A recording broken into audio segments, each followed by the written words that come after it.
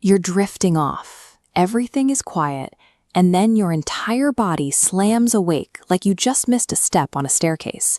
That's a hypnic jerk.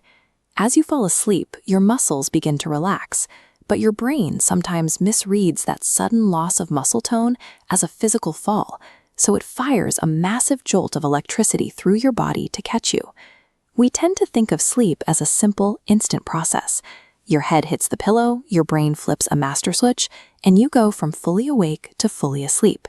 But this schematic shows how the brain actually powers down. There is no master switch. Instead, dozens of different functional regions, sensory, motor, cognitive, attempt to shut off at asynchronous speeds. When those speeds overlap unevenly, you get a sleep glitch. Because of this messy, staggered chronological timeline, parts of our mind can stay highly active while others go completely dark. The brain is never truly deactivated.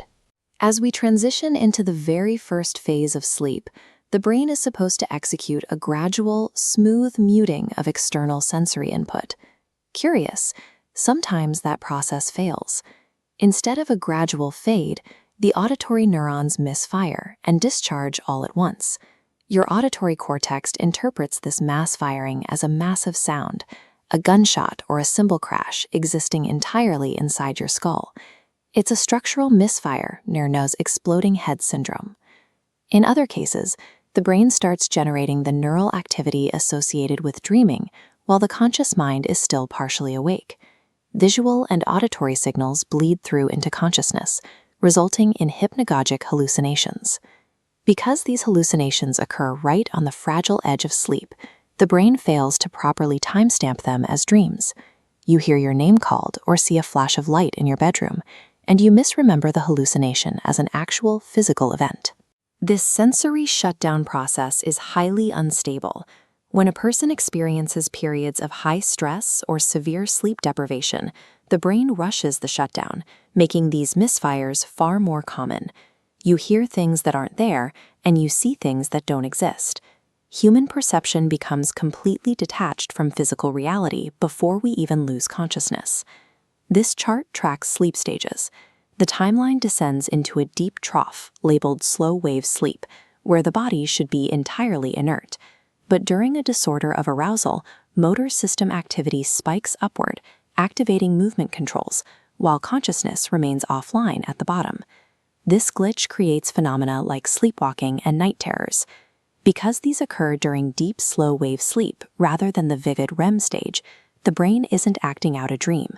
There is absolutely no dream narrative attached to these physical movements. If you abruptly force someone awake during this deep sleep glitch, they experience a confusional arousal. The brain gets stuck partway between sleep and waking, resulting in severe cognitive impairment, deep disorientation, and sometimes aggressive confusion. A person can navigate hallways, unlock doors, and even prepare food without forming a single memory. The human body is capable of executing complex, purposeful actions with zero conscious awareness guiding it. Moving out of deep sleep, the brain cycles into the REM stage.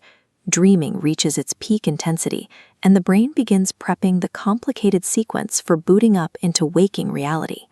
To prevent you from physically running, fighting, or acting out your vivid dreams, biology relies on REM atonia, a chemical mechanism that deliberately paralyzes your skeletal muscles. But the waking sequence can misfire. If your waking consciousness boots up before the REM atonia signal has been fully deactivated, you find yourself trapped in sleep paralysis. Your mind is fully awake, but your body remains locked down. Paralyzed and unable to move, the brain's threat detection system panics.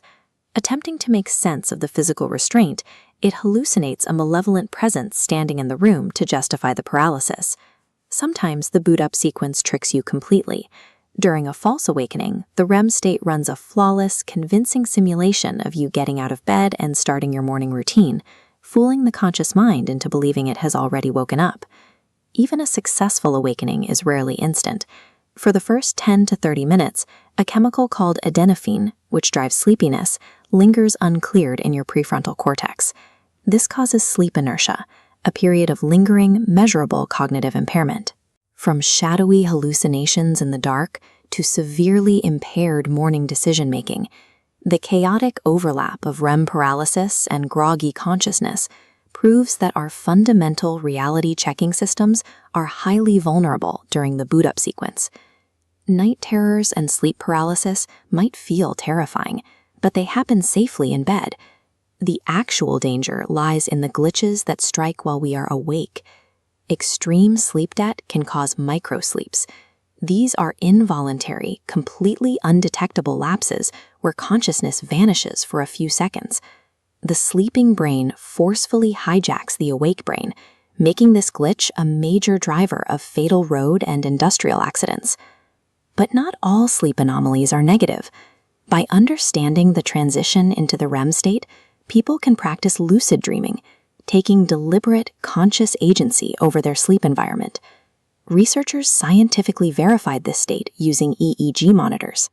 Because eye muscles bypass REM paralysis, sleeping participants were able to track pre-planned eye movements on a monitor, signaling the exact moment they became fully conscious inside the dream. We cannot fully prevent the brain from occasionally misfiring during its incredibly complex nightly transitions, but by understanding the biological mechanics behind these glitches, the fear of the unknown dissolves into a deep scientific fascination with the human mind.